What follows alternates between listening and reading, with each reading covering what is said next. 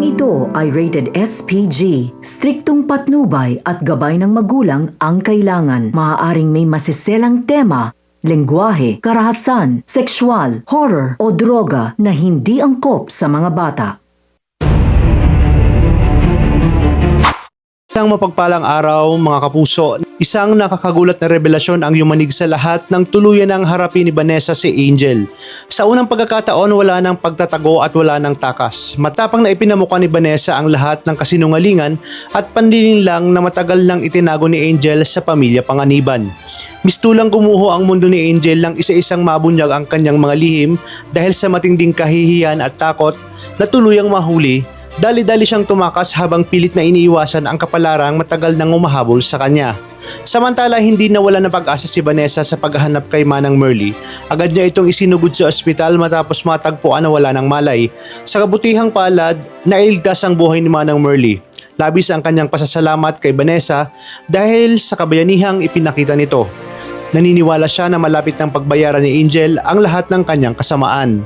Habang naguguluhan naman si Madam Sylvia sa sunod-sunod na revelasyon, si Lexie na mismo ang nagpaliwanag ng buong katotohanan. Dito niya ibinunyag na puro panlinlang at pagpapanggap lamang ang ginawa ni Angel sa loob ng mahabang panahon. Isiniwalat din niya na mahalagang notebook na iniwan ni Carlito bago ito pumanaw. Dito sa notebook na iyon, lalo pang lumakas ang ebidensyang nag-uugnay kay Angel sa pagkamatay ni Carlito. Maging ang mga pulis ay nagsimulang magsiyasat muli matapos lumabas ang CCTV footage na nagpapakitang si Angel ang isa sa mga huling taong nakita kasama si Carlito bago ito nasawi.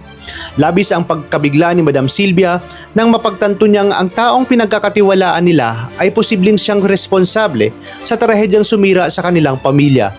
Dahil dito mariin niyang ipinahayag na kapag napatunayan na may sala si Angel, sisiguraduhin niyang mananagot ito sa batas at hindi na muling makakapinsala pa. Sa kabilang banda, taos-pusong nagpasalamat si Vanessa kina Lorraine at Fons dahil sila ang naging susi upang mabuksan ang katotohanan. Dahil sa kanilang tulong, napatunayan ang koneksyon ni Angel sa mga madidilim na pangyayaring sumubok sa kanilang pamilya.